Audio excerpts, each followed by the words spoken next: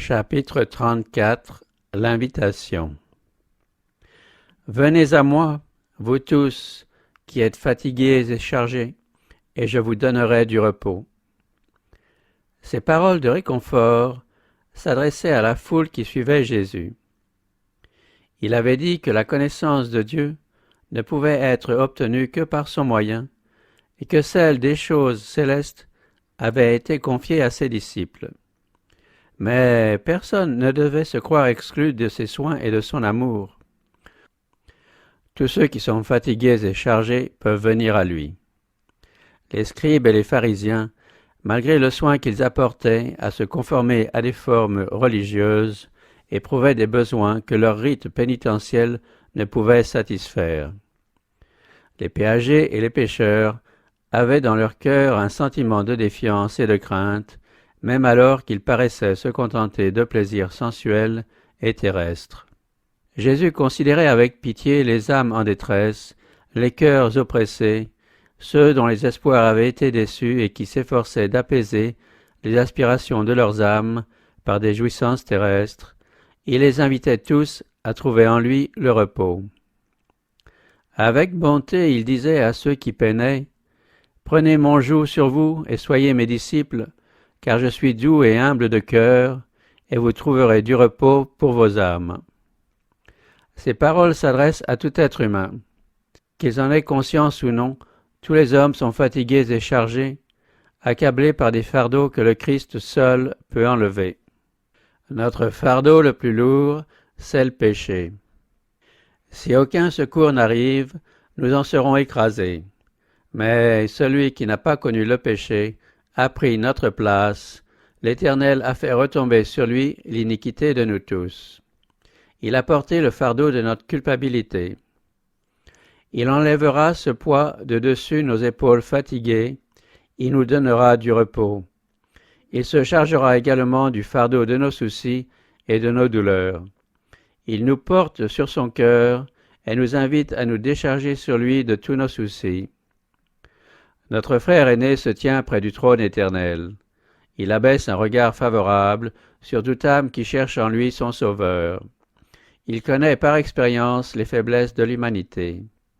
Il sait aussi quels sont nos besoins et ce qui donne de la force à nos tentations. Car il a été tenté en toutes choses comme nous, sans toutefois commettre de péché.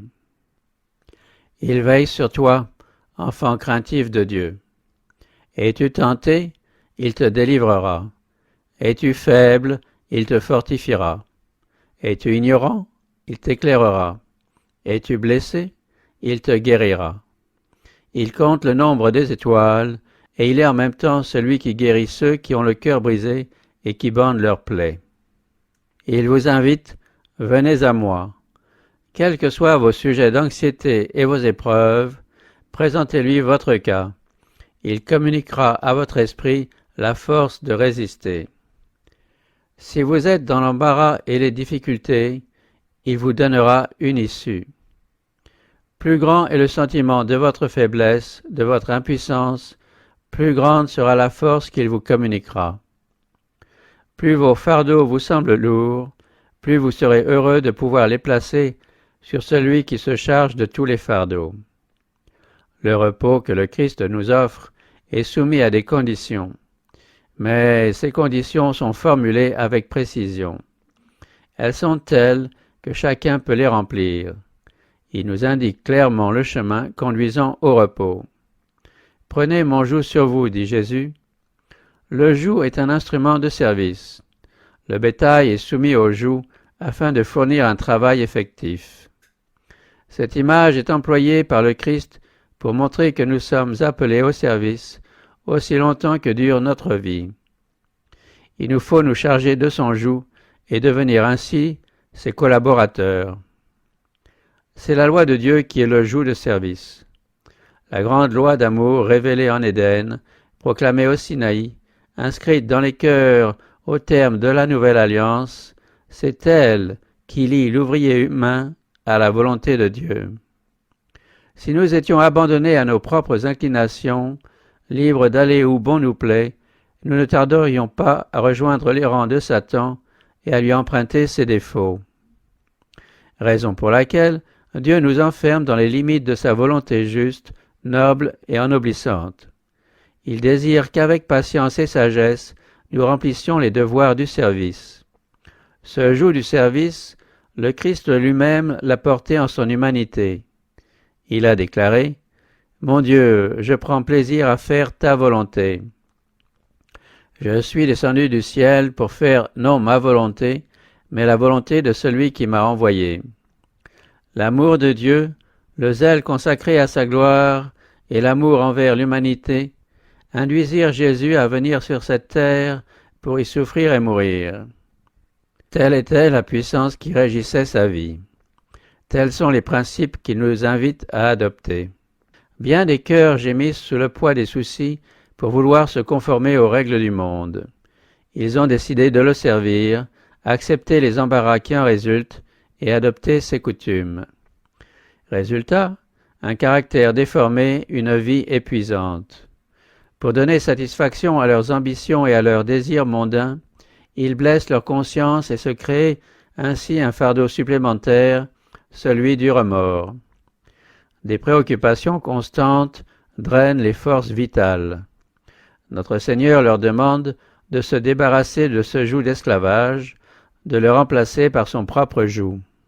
« Mon joug est aisé, dit-il, et mon fardeau léger. » Il les exhorte à chercher en premier lieu le royaume et la justice de Dieu, avec l'assurance que toutes les choses nécessaires leur seront ajoutées.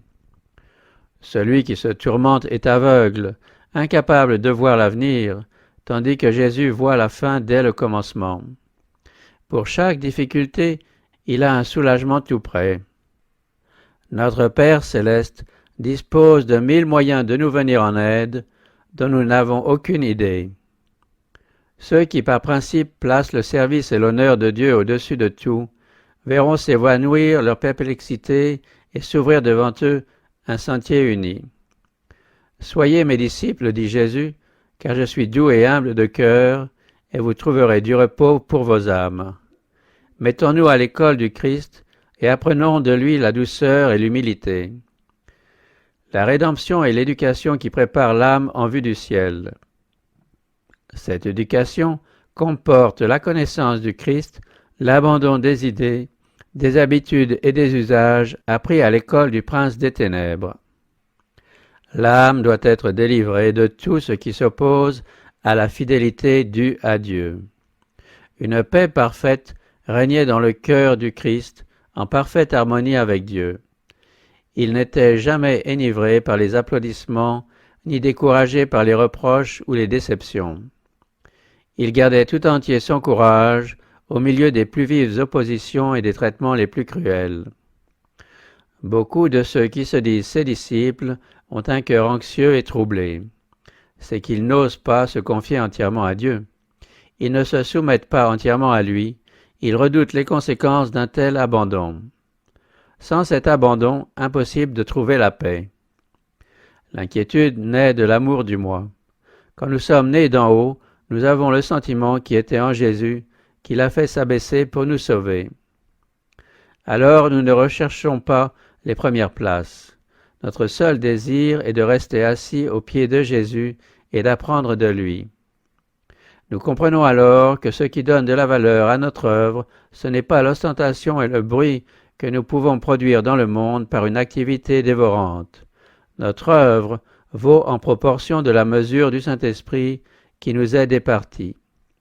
La confiance en Dieu engendre de saintes qualités intellectuelles qui nous permettent de posséder nos âmes par la patience. Le joug est placé sur les bœufs pour les aider à traîner le fardeau, à le rendre plus léger. Ainsi en est-il du joug du Christ. Quand notre volonté sera absorbée en celle de Dieu, quand nous mettrons au service des autres les dons qu'il nous a confiés, notre fardeau nous paraîtra léger. Marcher dans la voie des commandements divins, c'est avancer en compagnie du Christ et jouir du repos dans son amour. À la prière de Moïse, « Fais-moi connaître tes desseins afin que je te connaisse », le Seigneur répondit, « Je serai moi-même ton guide et j'assurerai ta sécurité. » Écoutons ce message prophétique. « Ainsi parle l'Éternel, Tenez-vous sur les routes et regardez. Informez-vous des sentiers d'autrefois. Voyez quel est le bon chemin. Suivez-le et vous trouverez le repos de vos âmes. Dieu dit, oh, si tu étais attentif à mes commandements. Ton bonheur coulerait comme un fleuve et ta prospérité comme les flots de la mer. Prendre au mot le Christ, lui confier la garde de son âme, ordonner sa vie à sa volonté, c'est trouver paix et quiétude. Rien au monde ne peut attrister celui que Jésus réjouit par sa présence. Soumission complète assure repos parfait. Le Seigneur dit, à celui dont le cœur est ferme, tu assures la paix, une paix parfaite parce qu'il se confie en toi. Nos vies peuvent ressembler à un écheveau embrouillé. Si nous confions nos personnes au maître ouvrier, il en fera sortir la vie et le caractère exemplaire qui serviront à sa gloire. Or, le caractère formé à l'image glorieuse du caractère du Christ sera accueilli dans le paradis de Dieu. Une race renouvelée marchera avec lui de blanc vêtu, car elle en est digne. Dès que nous entrons dans le repos de Jésus, le ciel commence ici-bas. Il nous invite, « Venez, apprenez de moi. » Nous répondons, « Nous allons à lui, et pour nous commence la vie éternelle. » S'approcher constamment de Dieu par le Christ, c'est le ciel. Et plus nous demeurons dans ce bonheur céleste, plus nous voyons la gloire s'ouvrir devant nous, plus nous apprenons à connaître Dieu, plus intense est notre bonheur. Aussi longtemps que nous marchons avec Jésus, nous sommes comblés par son amour, rassasiés par sa présence. Nous pouvons obtenir ici même tout ce que notre nature est capable de recevoir. Mais qu'est-ce que ceci en comparaison de l'au-delà? Là, ils sont devant le trône de Dieu et lui rendent un culte jour et nuit dans son temple. Celui qui est assis sur le trône dressera sa tente sur eux, ils n'auront plus faim, ils n'auront plus soif, et le soleil ne les frappera plus, ni aucune chaleur. Car l'agneau qui est au milieu du trône les fera paître et les conduira aux sources des eaux de la vie, et Dieu essuiera toute larme de leurs yeux.